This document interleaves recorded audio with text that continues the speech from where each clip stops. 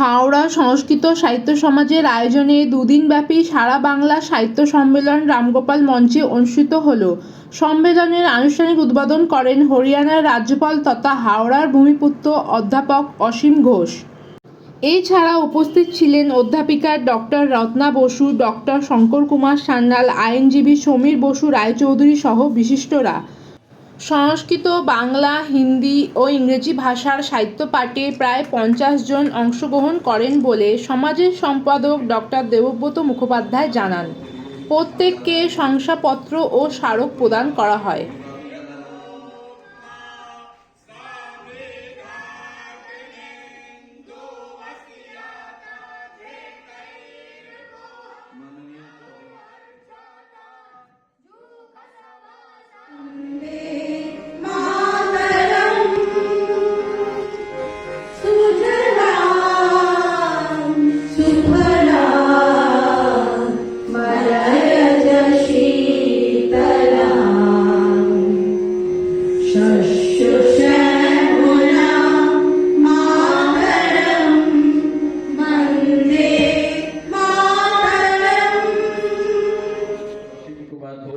প্রদীপ জ্বালিয়ে দুদিনের এই সারা বাংলা সাহিত্য মহাসম্মেলনের উদ্বোধন করছে। আমি সবাই অতিথিকে মঞ্চের উপস্থিতি সকলকে এই প্রদীপ প্রজ্বলনের মধ্যে উপস্থিত থাকতে করছি। তার মাধ্যমে এই শুভ সূচনার সঙ্গে আমরা সংযুক্ত হন। সকলকে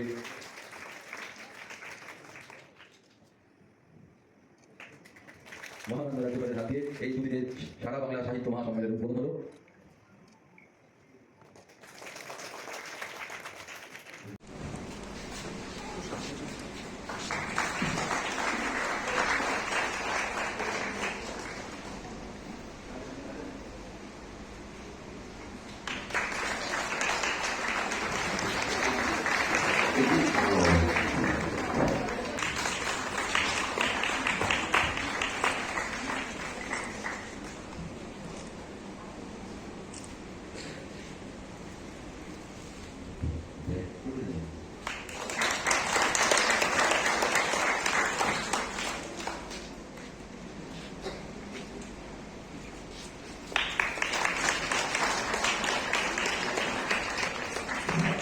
বিদ্যালয় থেকে শুরু করে যে শিক্ষা দান করি সেই শিক্ষা সম্পূর্ণ বিনা বেতনে করা। আমাদের অধ্যাপক অধ্যাপিকা তারা স্বেচ্ছায় এই শিক্ষা দান করেন বলেই আমরা এই কাজটি করে চলতে পারি।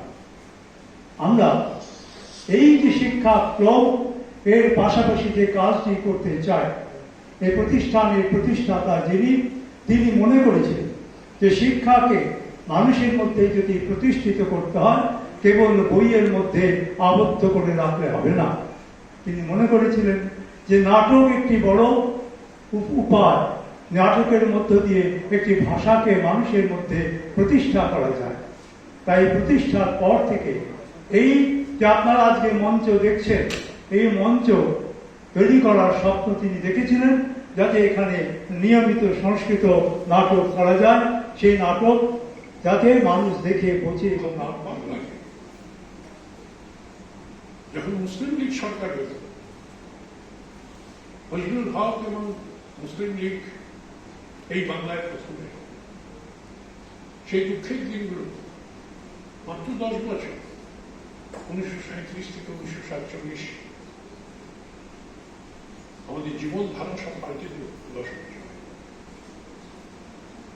এবং তার মধ্যে সেই সময় এই প্রতিষ্ঠানটা টিকে ছিল।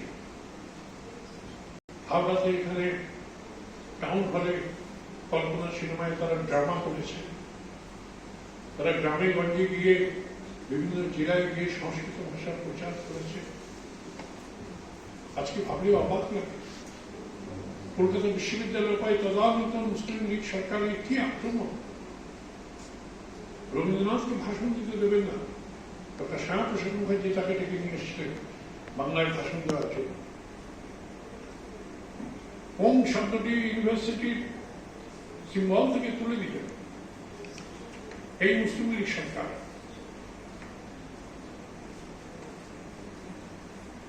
সেই সময়তে আমাদের এই প্রতিষ্ঠানটা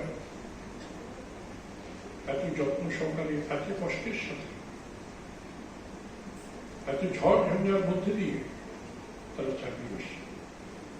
এবং আজ এই প্রতিষ্ঠানটা গর্ব করে বলতে পারে পশ্চিমবঙ্গের সুন্দর ভারতবর্ষে যে তারা কাজ করে চলেছে। মাত্র 10 মিনিট পূর্বে ছোটবেলা থেকে প্রতিষ্ঠানটার নাম শুনেছি,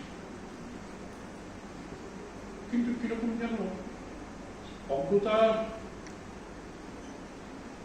এক ঘেরাটকের মধ্যে আমি ছিল। এই প্রতিষ্ঠানটার ভেতরে কোনোদিন ঢুকি। আপনারা আমাকে আজকে এখানে আমন্ত্রণ জানান। আমার সেই অন্ধকার ঘেরাটক থেকে আমাকে আপনারা বার করে দিয়ে এসছেন, তার জন্য আপনাদের অসংখ্য অসংখ্য ধন্যবাদ।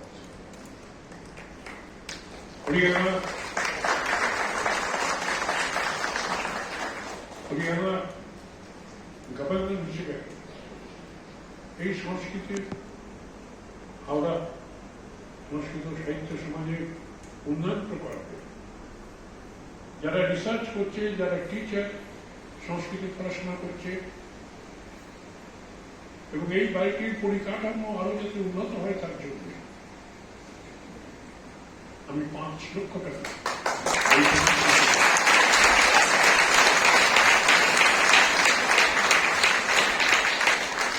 আজকে আমরা হাওড়া সংস্কৃত সমাজ এই প্রতিষ্ঠানটি 89 বছর প্রতিষ্ঠিত হয়েছে।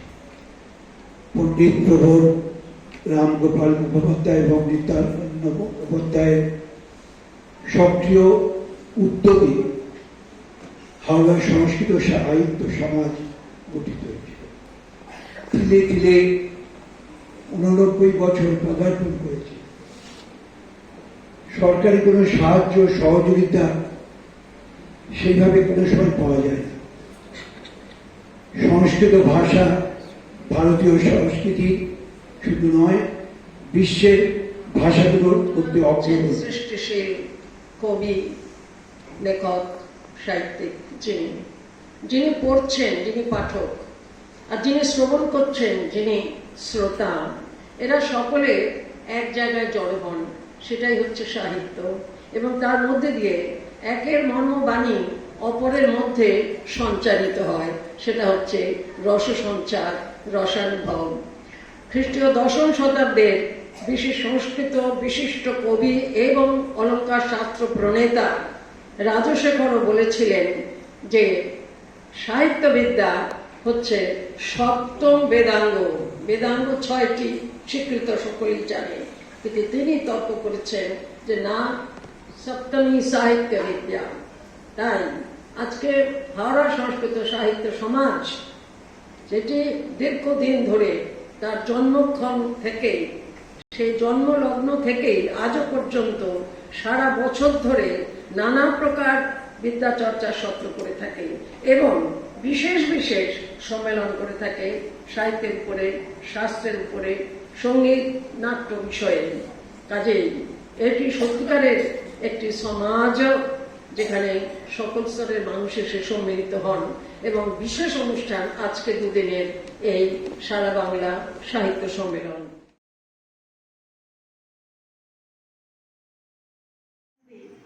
তোমাকে আলিঙ্গন করবো বলে